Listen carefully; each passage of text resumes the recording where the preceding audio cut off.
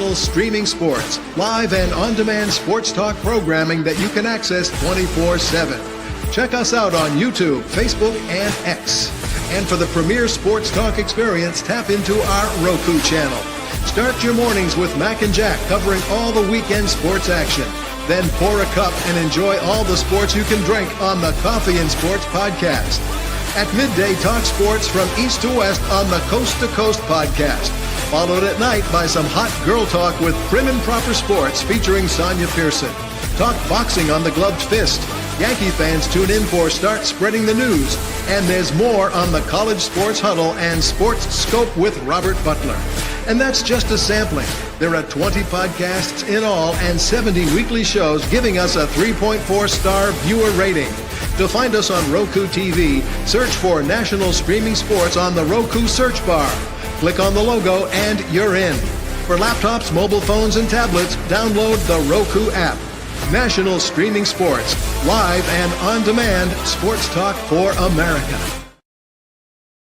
Football season is here, and SeatGeek is my go-to for buying tickets. Now, with SeatGeek, every single ticket is backed with their buyer guarantee. We've all had plans change, and when you can't make it to the big game, SeatGeek has you covered. They're the only ticketer that allows you to return your tickets ahead of the event for credit with SeatGeek swaps. So when things come up, I know that my tickets won't go to waste. So what are you waiting for? Download the SeatGeek app to maximize your possibilities and shop live events with confidence.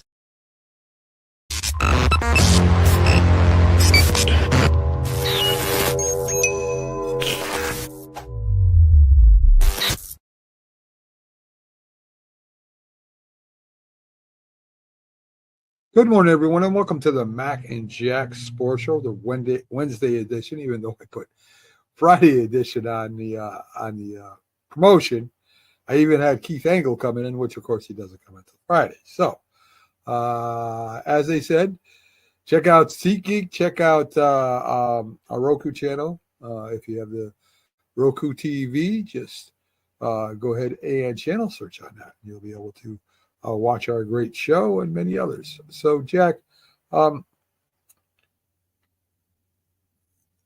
this morning when I woke up, I saw that Saquon Barkley accepts a 2-year, $4.2 million contract, $36 million guaranteed with incentives, making him the highest paid running back in history of football. Yeah, 41.2 million. It's a good contract, and it isn't a good contract. It's a good contract per running backs. It makes him the highest paid running back in NFL history. So that's never a bad contract. If you're the highest paid for your position in history, it's never a bad deal. I mean, it's a deal you could be proud of. But still compared to what wide receivers are getting. Yeah. He's actually being underpaid. But kudos to the Eagles. It's a good deal. They got in front of this thing. They didn't wait for Saquon Barkley and his agents to show some discontent. They settled this immediately. There's reportedly $15 million in incentives he could pick up. But if I'm Saquon Barkley, I don't understand why out of the $41.2 million, $36 million is guaranteed. I'd insist it's all guaranteed.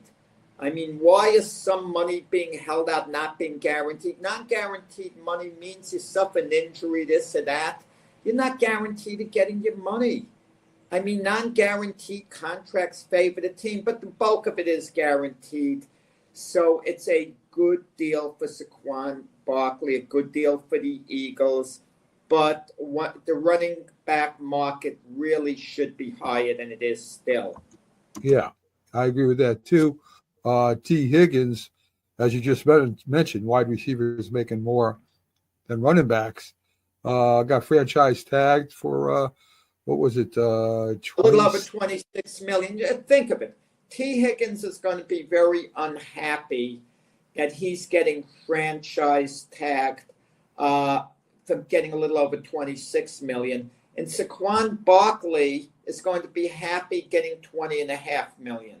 okay, in comparison. And just compare the two of them. T. Higgins is a wonderful wide receiver.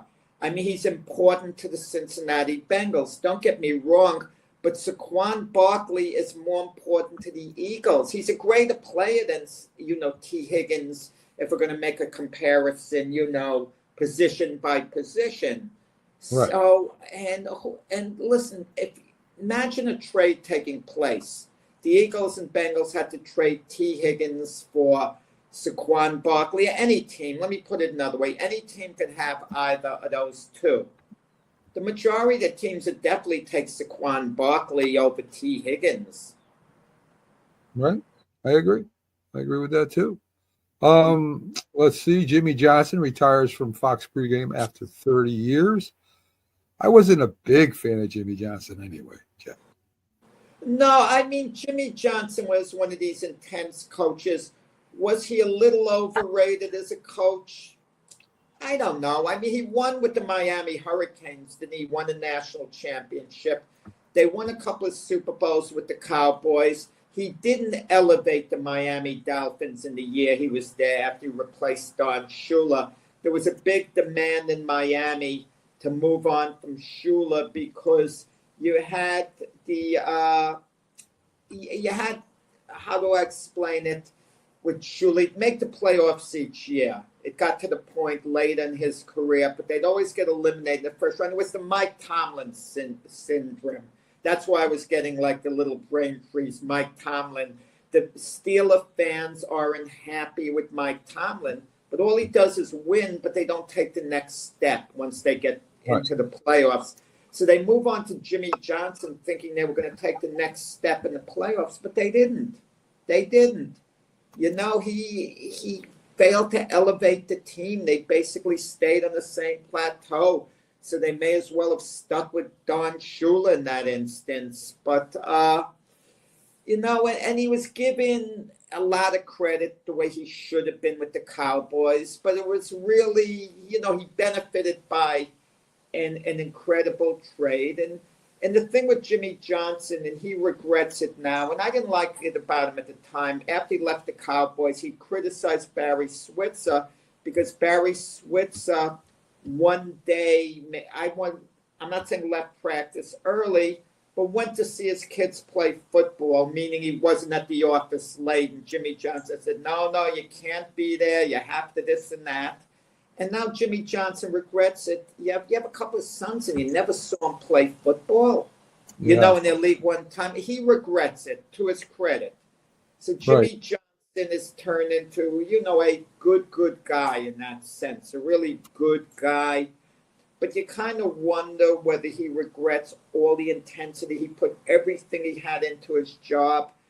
And sometimes you wonder, is it worth it? Or better yet, can you balance both of them, Mike? Bill Cowher always made time to spend with his family, and no one was more intense than Bill Cowher. He put in the time, but he managed to juggle it somehow. So you kind of wonder with these guys in their personal life, what's worth it, what's not. I don't subscribe to the theory that had Jimmy Johnson continued on with coach at the Cowboys, they would have won 4 Super Bowls in a row. They would have won the third year and the fourth year. So after they won 2 Super Bowls in a row, and Jimmy Johnson left in large part because he wanted to live in Miami. It wasn't just – he had tension with Jerry Jones, a lot of it. Don't get me wrong. So they don't win the Super Bowl the year after he leaves. So they say they would have won it with him. But when they win it the year after – no one gets credit. I don't want to hear it's Jimmy's team when they win it 2 years later, but when they lose it, it's not Jimmy's team.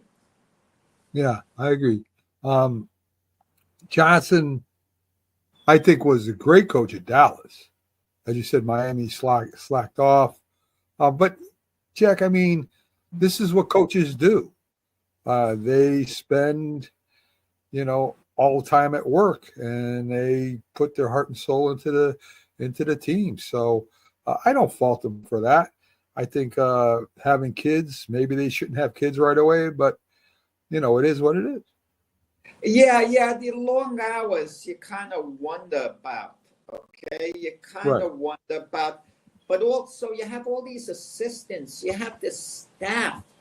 I mean, is all those extra hours you're putting in, is it certain overkill? Why can't a coach work from 9 to 7, a 10-hour day? Then he goes home, he could salvage an hour with his family, relax just a little, unwind. You have all these assistant coaches there to help you out as well. You could still put in a long day. I don't understand what's getting done. You're sleeping in the office. You're there till 11 in the evening, and then you're there 6 in the morning. I mean, you're kind of burned out. Yeah. I think a lot of head coaches aren't going to depend on their assistant coaches, because if something goes wrong, I mean, the head coach is the one, that gets fired. Maybe with the assistants too, but he's primarily the one that gets fired. So I understand why they do what they do. Mac, 10 hours, putting in a 10-hour day certainly should be enough time to have a handle on things, I would think. I mean, Tom Coughlin let his secret out. He always beat all the players to work, to practice. So one of the players, I forgot who it was, it could have been Sean O'Hara, got there like 5 in the morning, and Tom Coughlin was there. And he couldn't believe it. He couldn't beat the coach to work. But then he later found out Tom Coughlin slept in the office there. Okay? Which I can understand if you're doing it in season, Mac. I can understand the intensity. You're working 24 hours round the clock in season. I understand that. That's the few months. But if it's year round, if come, May, you're in the office, 24 hours, you're sleeping in the office. I mean, what kind of life is that? I mean, Urban Meyer used to say, well, he'd get up in the morning at 5 in the morning before leaving to work, or something like 5 in the morning. And he spent 15 minutes talking with his wife. And he said, I have to have those 15 minutes. 15 darn minutes. I mean, it's nice, but there's a such thing as burnout in any job, Mac. I don't care what the job is, and it's even an athlete that's training. You kind of have to pull back a little at times, otherwise you hit a wall. But that's what Jimmy Johnson. He had all that intensity. What was it? Spurrier, who coached with, wasn't it Tampa? Was it Tampa? Florida, Tampa, yeah. He went to Tampa. Tampa Bay Bandits, actually. He coached once. He coached for Washington, too. Right. And he would go play golf, after practice. And, of course, the team didn't fare too well. So, listen, different coaches, different styles. Yeah. Okay. So let's get to some of the other stuff I got here for us. The Jets released wide receiver Davante Adams officially. Will he go with Rodgers wherever Rodgers goes, Jack? No, Davante Adams, there'll be a market for him. Someone is going to want him. I mean, I have a landing spot for him, believe it or not, that no one's mentioned, the New England Patriots. I mean, they have a ton of space under the cap. They'd only sign him for 1 year. Davante Adams, at this point in his career, veteran receivers are 1 year at a time contract type deal. And they have the money to pay him. And T. Higgins being franchise tagged means he's not going to New England. Okay? Right. It doesn't mean that the Bengals aren't going to sign T. Higgins to an extension, even though they franchise tagged him. They can still negotiate that. But they have to settle with Jamar Chase first. He's their number one receiver. T. Higgins is 1A. But I could see, Davante Adams maybe going to New England if he wants to go there. I mean, they're not going to go to the Super Bowl. If winning is the main thing for Davante Adams, getting to the Super Bowl, New England's not the place to go for him or any other team.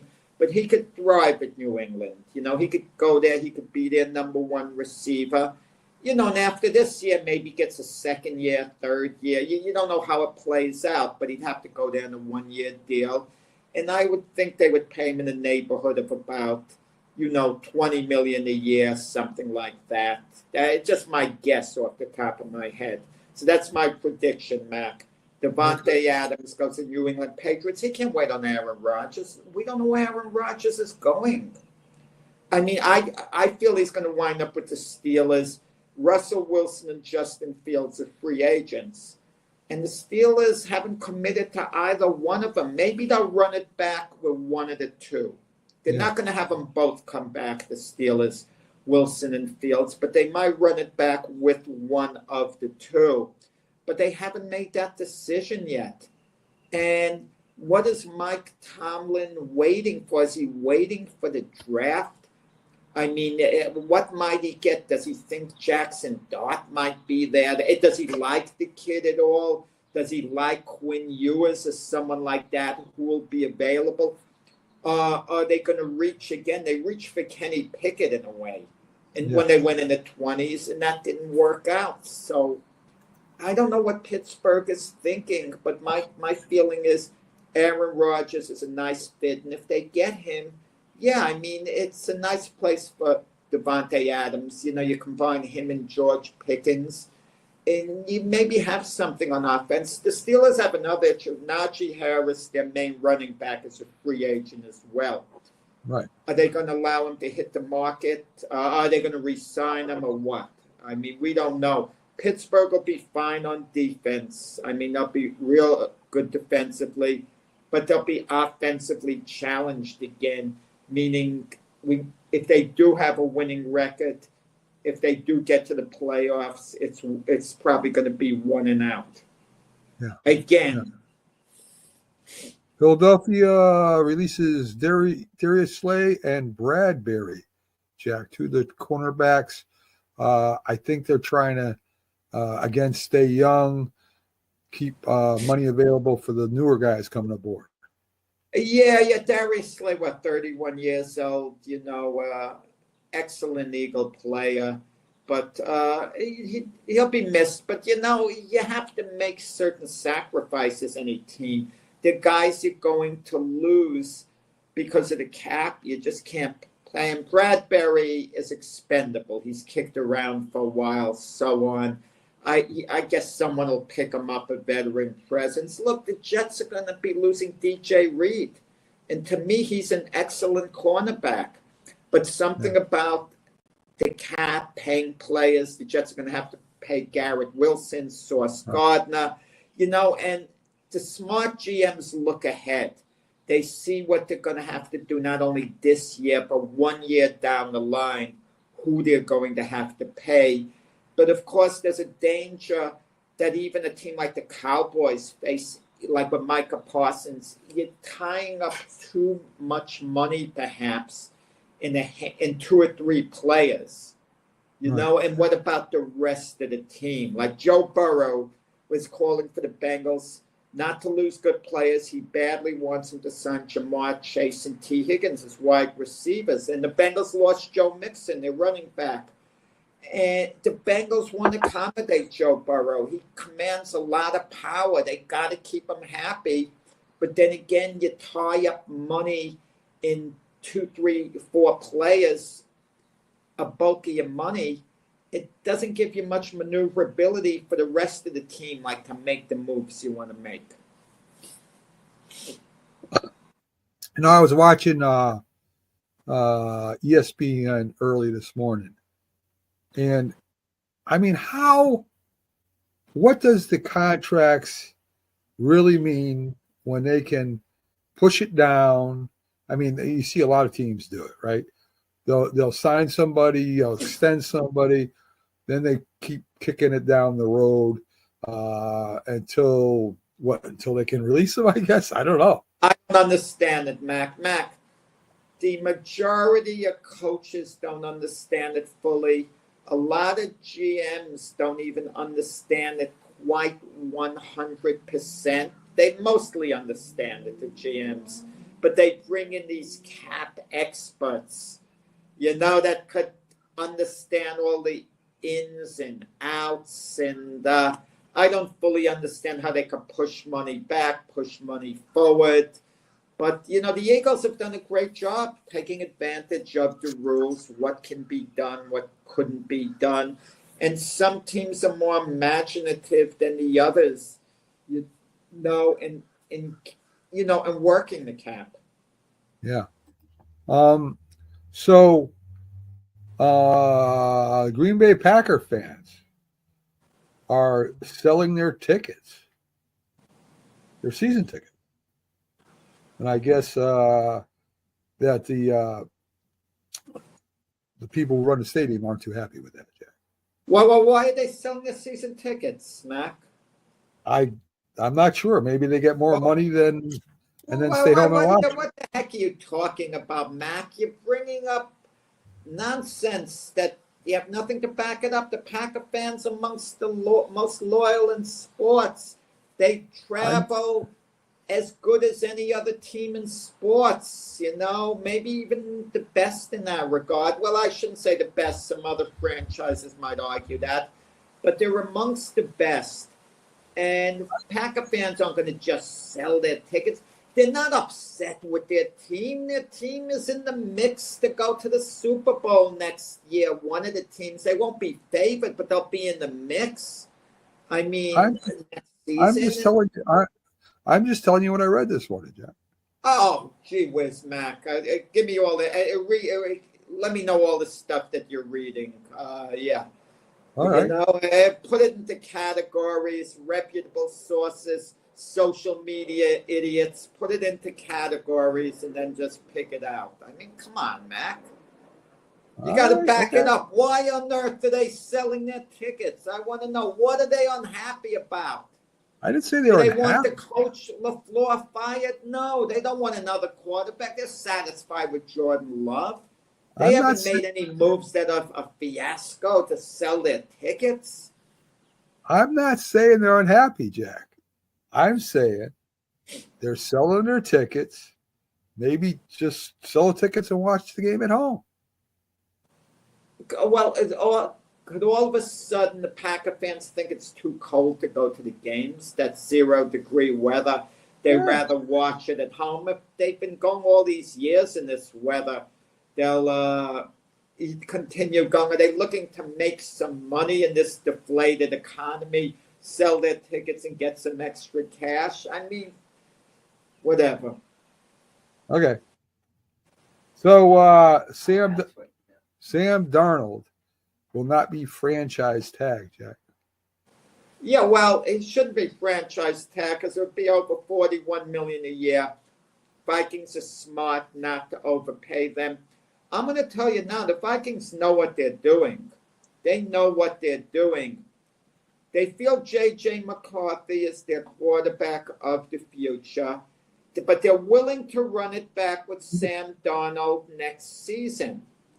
But if Sam Darnold can't work out a deal with them, they'll have Daniel Jones as their bridge quarterback. Now, if Sam Darnold accepts a deal for the Vikings, a one-year deal, and he's really, really good, they'll continue on with Sam Darnold. Eventually, J.J. McCarthy gets a chance. But if J.J. McCarthy isn't any better than Sam Darnold, or as good when he gets his chance, they might elevate Sam back to starter. But, the bad thing about Sam Darnold remaining a Viking, he'd always have to be looking over his shoulder. It would be inevitable that J.J. McCarthy is the Viking quarterback unless those last two games of the season were just a bad bump in the road for Sam. And Sam could have, for the most part, the type of season he had again for the Vikings. And imagine he leads them to the Super Bowl. Then, of course, Sam is the starter, and maybe they would have traded J.J. McCarthy. Let's say hypothetically, Mac, Sam Darnold continued to play well, and the Vikings won the Super Bowl instead of the Eagles. And Sam Darnold was Super Bowl MVP. You want to know what the deal would have been? they would have given Sam Darnold a massive contract, and the Vikings would have traded J.J. McCarthy. That's what probably would have happened. Or they would have left J.J. McCarthy on the team, but he would have solidly been second-string quarterback. But if you want a prediction, Matt, Yes. the Viking quarterback at the start of next season is going to be Daniel Jones, because there's going to be a market for Sam Darnold, and now's the time for him to collect his money. And he's not going to get nearly as good a financial package from the Vikings as he would from one of the other teams, because the Vikings will offer him only a one-year deal, something like in the $25 to $30 million range for one season, and that'll be it. They're not going to go anything beyond that. So this is what I was talking about, Jack. Packers are refusing to renew season tickets to those who sell 100% of the season seats in multiple years. So not just 1 year, multiple years. So, and that's according to Pro Football Talk. So you're saying that, how can they weed out the fans that are selling their tickets? How would they know? Well, you would see somebody else is coming and collecting and going to the game on somebody else's ticket. Jack. How would you know who's sitting where? Do they have spies? That You no know, one knows who's you sitting go. what seat? Listen. Let's not be dingy. You go and you know. You go. You give them your ticket at the beginning of the game, and then you go and take your seat. They know that you're not the person that owns that ticket. Or maybe it's on the phones now. So there's a way that they could figure out, like Big Brother's watching you. It's not like it used to be back in the day when I'd give the ticket stub and no one would have any idea who's sitting in what seat. Okay, I can, but if it's their ticket, can't they hypothetically say they just gave it to a friend? Or they bought the season tickets and they're kind of like gifting it to a friend? It's their tickets, they're paying for it. Packer season tickets can be resold with one important caveat, as noted by Rob Demowski of ESPN.com. Packers have begun canceling season tickets to those who have sold 100% of their tickets for multiple years. The reclaimed season ticket rights will be offered to the team's lengthy waiting list. So, you got all these fans waiting that haven't been able to get in. They're just going to give them to them. So you tell me the big events here, especially New York, corporations are buying these tickets. Right. And giving them to non-fans, okay? And what about all the fans who want to go to the games the way it used to be? And the corporations give the tickets. It's like a big toy to them, just handing out tickets to whoever at the office. Well, that's what they're trying to fix. Second, Green Bay is, as you know, is owned by the fans. So corporations are going to get in there and start giving away tickets to other people. They're not going to allow it. Okay. All right. Okay, I understand that. I don't know whether I agree with it or whether they legally can do anything about it, the Packers. But if money is being spent improperly, selling it to other people, I can understand them looking into that. Yeah. So Dallas's defensive lineman, bear with me here, Osa Odigizuna, agreed to terms on a 4-year, $80 million contract, $58 million guaranteed. So the defense, that they need help in the run game up front for sure. So they signed him, Jack, and as you said, they still got Parsons they got to sign. And he's getting paid about as much as Saquon Barkley. Yeah, about the same. Isn't that ridiculous? Isn't that ridiculous, Mac? What an offensive lineman, unless it's going to be a legendary offensive lineman, like a first ballot Hall of Famer type Come on. Well, Jack, he's a defensive lineman. Defensive line. I'm sorry, but he's not one. He's not one of the elite pass rushers. No. You know, in the NFL. No, not at all. He's there to stop the run. That's what he's there for. Name. So the Browns have interest in 3 quarterback vets: Kirk Cousins, Carson Wentz, and Daniel Jones. Don't waste their time with Kirk Cousins. That would be a fiasco. That would be a fiasco. And, you know, what they'd have to pay Kirk Cousins. Daniel Jones, that might be a good move for Daniel Jones to go there. Because if Daniel Jones goes to Cleveland and he plays well, they might move forward with Daniel Jones. But that's only if Cleveland doesn't draft Cam Ward or Shedeur Sanders. Okay, that's the thing about it. Once a team drafts Cam Ward or Shedeur Sanders, they're committed to them going forward. And the third quarterback was who? Carson Wentz. Carson Wentz would, it would be a good place for Carson Wentz to go to next year, because even if they draft one of the quarterbacks I mentioned, Carson Wentz would probably start the season and he would have a chance to reestablish himself if he's good enough to be a starting quarterback in the league again. If Carson Wentz stays with Kansas City, it's a cushiony job, but let's be honest, he's never going to see the field as long as Patrick Mahomes is healthy. Hey, let's go to the NBA.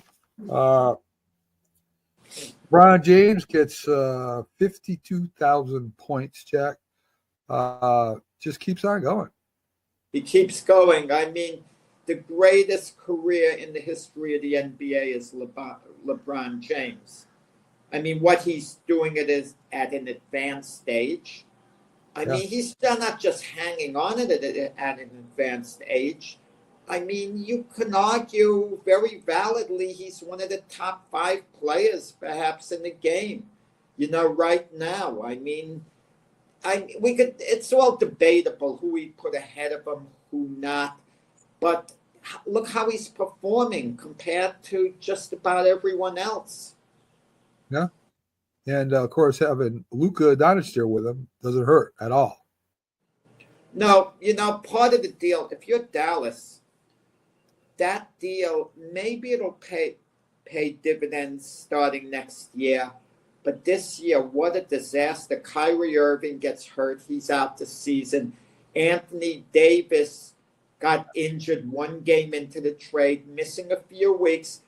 But if you're Dallas, you're saying, well, we hope Anthony Davis will be completely healthy for the playoffs, and then maybe we could cause some damage in the playoffs. But with Kyrie out, it doesn't matter. If Anthony Davis comes back healthy, Dallas isn't going anywhere in the playoffs. So what a disaster for Dallas. And LA might do something in these playoffs. They very well might. Well, last time I checked, they're in 3rd place, Jack. So. Yeah, but you know, they'd have to get by the Nuggets, OKC, you know, not to mention another team or two who would pose a serious threat. So they'd have their work cut out for them still. Tyrese Maxey suffered a back contusion. Okay, so how long's he out for, Mac? I don't have that, Jack. Okay, well, he might be in a couple of days. I mean, come on, Mac. I sprained my pinky here. I mean, I don't think I'm going to miss a show. Well, Jack, you know, you can help me out here, buddy. I mean, you can look at Tyrese Maxey, that's not news. I mean, Kyrie Irving's news. I did help out. I took the lead with Kyrie Irving. He is out for the year with the ACL. You could look up some stuff too, Jack, before the show. I do, Mac. It's prioritizing. It's like players. It's the cap. Our show is like the cap. We got to prioritize certain positions, you know. And Tyrese Maxey is not a prioritizing situation right now. It's not like he has a bad injury. Joel Embiid is still news. I mean, I can't see the Sixers next season, Mac, starting the year as is. They've got to do something. So I think Joel Embiid will be up for bidding at the start of the season. And even with Tyrese Maxey, if you want to make a major splash, everything should be on the table. I know they don't want to trade Tyrese Maxey, but maybe you get like, a young talent in return.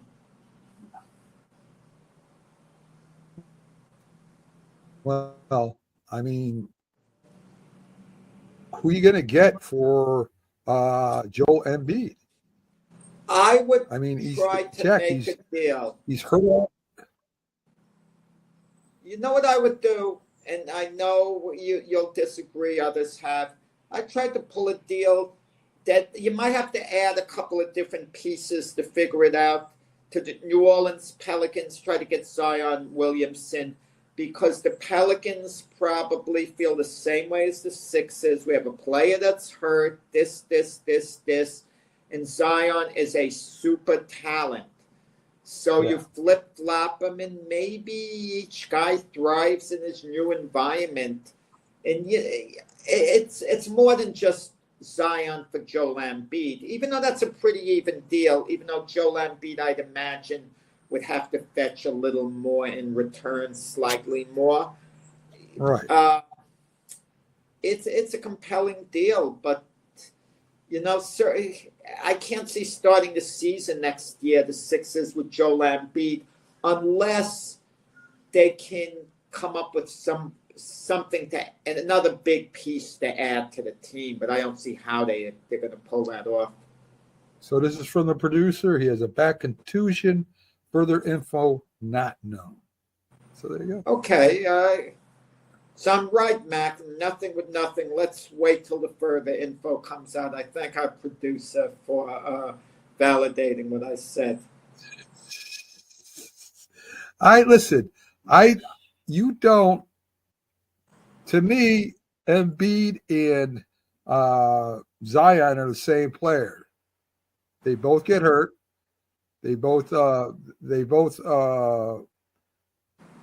Well, Zion's younger. That's all. Yeah, I understand where you're coming from, Mac, and I respect your viewpoint if you say you wouldn't make the deal. Yeah, Joel Embiid is still considered a superstar who's just been hurt and he's been out. So like I said a moment ago, he would have more value in a deal for the Sixers. They could get a little more back than the Pelicans could get for Zion. Okay, because Joel Embiid doesn't have a reputation of being quite lazy. He's, has a reputation of being a little bit of a malcontent, not a major one, and a player who's been hurt. Zion has been hurt, but he has a reputation of being lazy, and that's not good. Okay? Yeah. So, but if Joel Embiid goes to another team and he's healthy, he was MVP not long ago. And Zion, you still look at him and he hasn't quite reached his potential, but Zion's played enough games where he's been outstanding that we know what he could do if he was there for you the whole year. I just can't see anybody giving up anything for Joel Embiid. Not only is he hurt all the time, not only does he not participate in practice, as you saw, Maxey got mad at him for that, talked to him about that. But now he's got an attitude with fans and players. He's like fighting with the fans and the players on the sidelines. Yeah, but you could always make a deal. There's always some veteran player. Sometimes a team just wants to move on, and they'll give you a guy who at least was a superstar and they think could perform at that level. And I'll give you an example. If you're the Sixers and you're saying, I can't take it with Joel Embiid, and you work out a deal for Kawhi Leonard, and, if Kawhi Leonard is healthy and playing, you got a superstar-type player for superstar-type player. But these guys are like unpredictable whether they can take the quad. And you never know. Maybe a team would give up a young talent, a single player like the Toronto Raptors, would they give up a Scotty Barnes in the deal for Joel Embiid? I don't think so, but you never know. They might, because if Joel Embiid is right, he's going to elevate a team by a lot immediately. A poor team is going to be a lot better. You have a number of guys like Joel Embiid who you kind of wonder about if they stay with their team the rest of their career. Is their team going anywhere? Like Giannis. Giannis would get a lot back. Well, but yeah. you're better off if you're the Bucks riding it out with Giannis the rest of his career, being in the position you're on now, not a serious championship threat, but a perennial playoff team. Well, you tell me. They got it. They got to surround Giannis with better players, Jack. Whether it's better players or a better bench, because he's still one of the best ball centers in the league by far. Well, they traded Drew Holiday, but they got Damian Lillard, and people thought when they got Lillard, they were a serious championship contender, and it hasn't played out even when Lillard is at the top of his game and Giannis is at the top of his game. They're a pretty good team, but they're not quite on championship level. Yeah. Look at Phoenix. That's the biggest mystery of all when they got Kevin Durant, Booker, Beal, the big three. And they've been a flop. They've been awful, the Suns. It's sometimes it's not an explanation for Team Mac. Like you point out in football with the Jets, you looked at their personnel. Wow, they're strong at every position. They do everything right, putting the team together except win. Yeah. That's the one thing that they don't do. And there's no explanation for it sometimes. I mean, you could say chemistry, this, that. You just don't understand it. So in baseball, Major League Commissioner Rob Manfred considered to have Pete Rose posthumously removed from the ineligible list. I think this has something to do with Trump, Jack. Yeah. Well, it became in the news with Trump giving a complete pardon. My question is, why didn't Trump say anything during his first term as president? Okay, Rose was still alive. He had, maybe there would have been movement there. He could have gone forward saying what a fiasco it is with Major League Baseball, tried to embarrass him, whatever. Why is he talking about it now? I don't get it. What kind of set it off?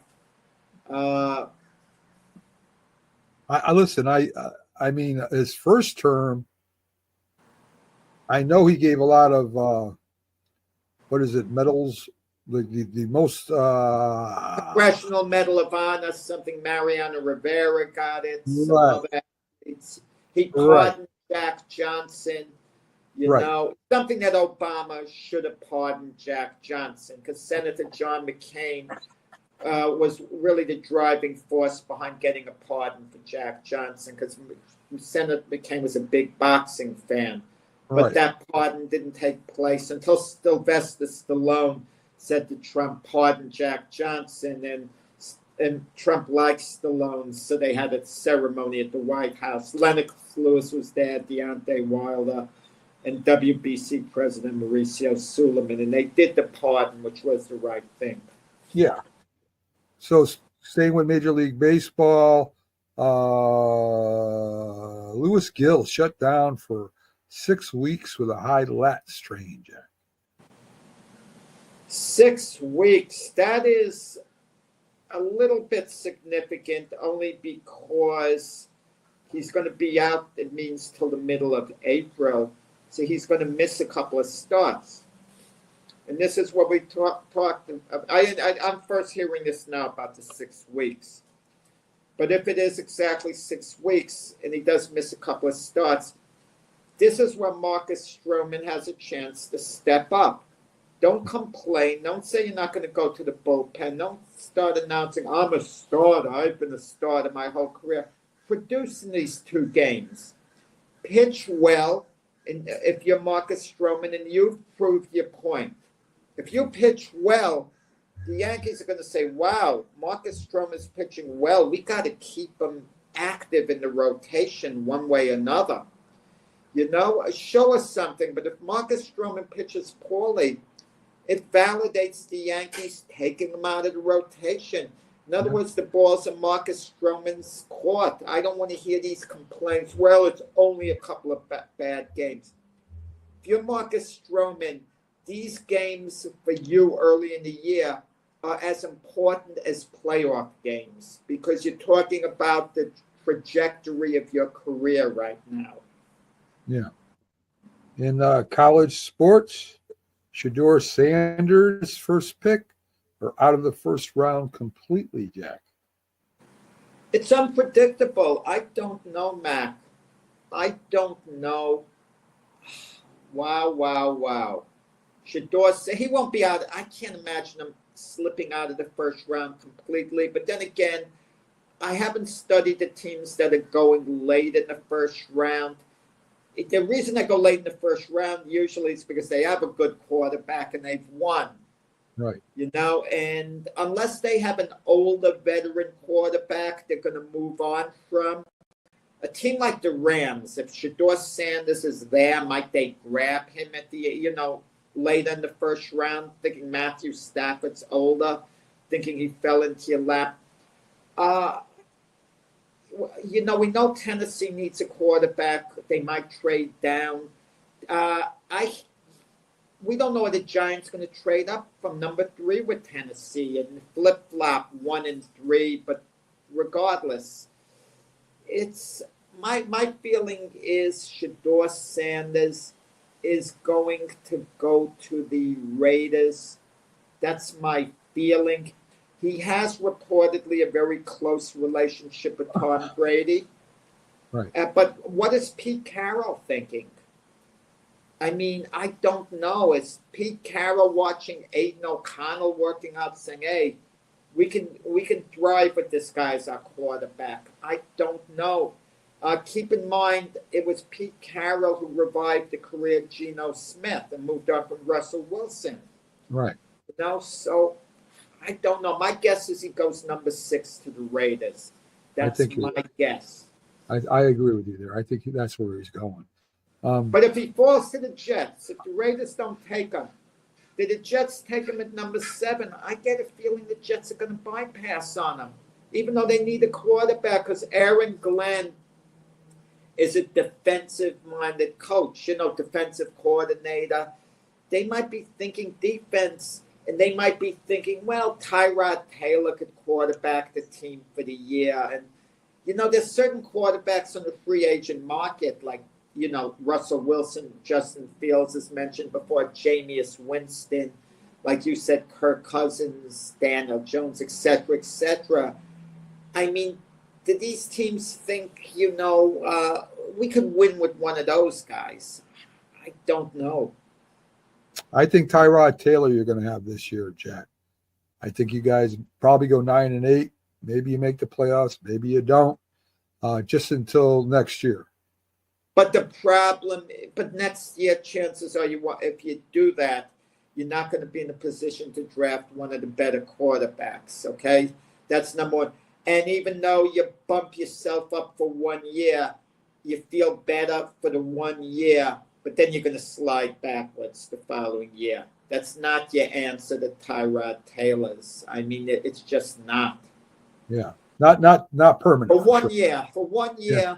For 1 year, he could arguably succeed and maybe, the Jets could even get into the playoffs and then lose the first game and people be happy. Oh, it's the first time in years we got into the playoffs, and now you feel we got to stick with Tyrod Taylor.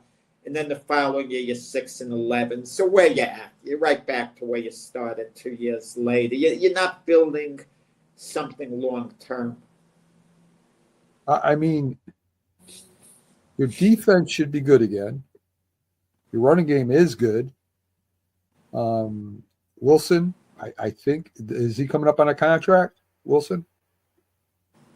We're talking about Garrett Wilson? Yes. Yeah, the Jets are going to sign him long-term, make him their franchise wide receiver. Let me ask you this, Mac. Let's say John Mara, the owner of the Giants, is hanging out with you the night of the draft. Said, Mac, you're completely in charge of our first pick in the draft. We go number 3 overall. What do? Do you trade up to 1 or 2? Do you sit at number 3? Or you could pick anyone you want. He says, okay, we get 1 pick, anyone you want. Make it the best possible pick. What do you do knowing the landscape of the team now? Who do you pick in the draft? At first I didn't think I would, but I think I take Cam Ward. Okay, so you're thinking Cam Ward, you're thinking quarterback. Okay, but let's say, Mac, the Giants go 3rd, Cam Ward is off the board. Okay. Everyone else is available, let's say. Even though the team go number 2 is going to snatch one of them, who do you go with Shedeur Sanders then? No, I go with Travis Hunter. Let's say Travis Hunter goes number 2 to Cleveland. No, let's say goes number 2 to Cleveland. Do you take Abdul Carter 3rd, the edge rusher, or not? Or do you? I'm not sure because he's got that injured foot. And I don't know how that's going to affect him playing next year, if it affects him at all. I mean, he's supposed to be a real good pass rusher. From what I saw, he is. And then you can get rid of Thibodeau. Well, or you could keep Thibodeau and, add Abdul Carter, whatever. Okay, but let's say Travis Hunter's taken. Do you draft Shedeur Sanders and you wait to the 2nd round, perhaps? I'd draft one of the quarterbacks like Jackson Dart, Quinn Ewers, Will Howard from Ohio State, who might go in the 3rd, 4th round or whatever. I'll tell you, I like Jackson Dart a lot. From what he did at Ole Miss, what he did at Senior Bowl, what he did at the Combine, the long balls he was throwing. Lee Reddick was singing his praises. So I would take Jackson Dart, not in the 1st round, but the 2nd round. But who says he's going to be there in the 2nd round now? That's the chance you're taking. If you want him that bad, you have to grab him immediately. But it's too high a thing at number 3. Right. So the Giants maybe would try to draft back 10 spots, figuring Jackson Dart will be there. But there's no guarantee. What's what? No, it's a crapshoot. The draft is a crapshoot. You know that, Jack. You know that teams are going to say things that they really, just influence you to go get people or look at people, and they may be going somewhere else. Well, it's a bluff to a large degree, but we know certain teams have to address certain positions. I mean, Tennessee, are they going to really run it back with Will Levis and Mason Rudolph? It's possible they'll give Will Levis another opportunity, and maybe he would succeed. Who knows? But I don't think. I think he's been given enough of a chance. But I agree with you. I think the Giants' mentality is with Cam Ward. They don't want the charismatic Shedeur Sanders because the Giants think along the company lines, very conservative, like in the old days. They don't go for the flamboyant, guys. Even during the Parcells era, the players weren't flamboyant per se. I know LT got into off-the-field trouble, but LT was all business there at the field, a no-nonsense guy. And with the different leaders on that team, it was a business-like approach when they hit the field. But is Cam Ward that good? I mean, what are you looking for exactly? I mean, in Cam Ward, you're getting basically an average quarterback. And if Cam Ward is only a little bit better than average, and if that's his ceiling, it's going to take time for him to develop. I mean, I like Shedeur Sanders' upside much more. He's going to make his rookie mistakes, but to me, he's the number 1 quarterback, in this draft. I also like Quinn Ewers. I do like Quinn Ewers, and I think he could be had in the 2nd round, and that would solve your problem. If you're the Giants, If you get Travis Hunt in the first round, Quinn Ewers in the second round, it's win-win. Because Quinn Ewers doesn't have to start immediately. You get one of those bridge quarterbacks, even like a Carson Wentz. And maybe the bridge quarterback is outstanding and he becomes your starter like a Carson Wentz. I doubt if that'll happen. But then you could transition to Quinn Ewers, at some point. Wow. You got a lot of things the Giants going to be doing, Jack.